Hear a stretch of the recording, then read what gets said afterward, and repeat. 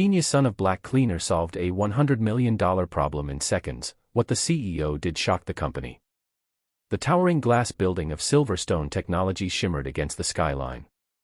Inside, tension thickened like smoke.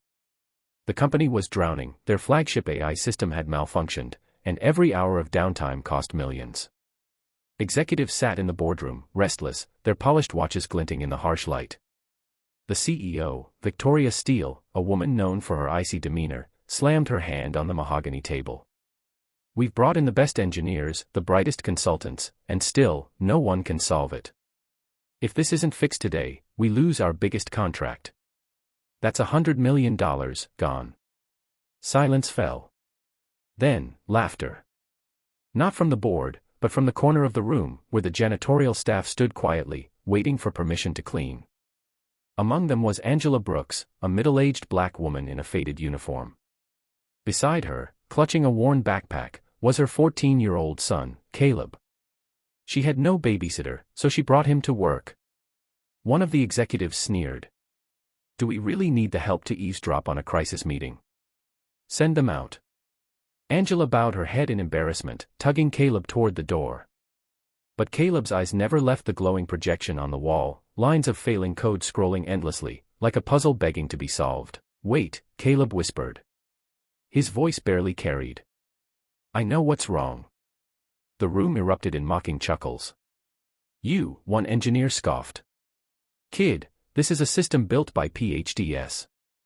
It's not some video game cheat code. But Caleb didn't flinch. He stepped forward, clutching his backpack straps. The AI isn't failing. You programmed the neural net to self-optimize, but your feedback loop is reversed. It's choking on its own corrections. If you invert the input weights, he paused, as if it were obvious. It'll stabilize. The room went dead silent.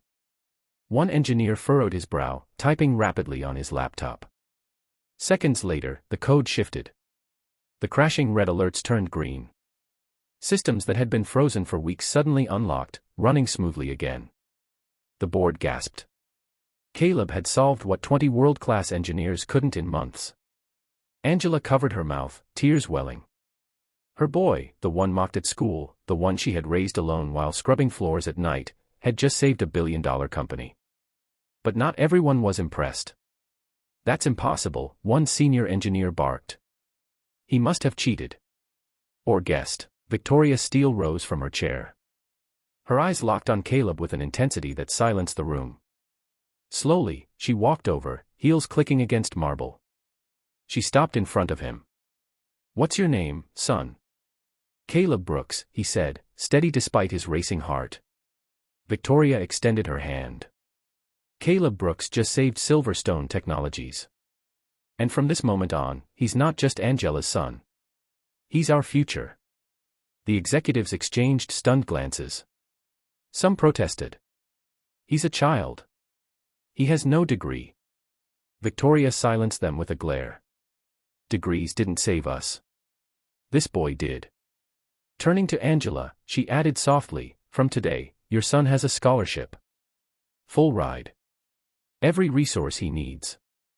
And if he wants it, she turned back to Caleb, a job waiting for him the second he's ready. The room erupted. Some clapped reluctantly, others sat in stone-faced silence. But Caleb didn't hear them. For the first time in his life, he was seen, not as the janitor's kid, not as the black boy from the wrong neighborhood, but as a genius. And as mother and son walked out of the boardroom, Angela squeezed his hand, whispering through tears, you just changed everything. Because sometimes, it doesn't take money, status, or a title to change the world. Sometimes, it only takes a mind no one bothered to notice.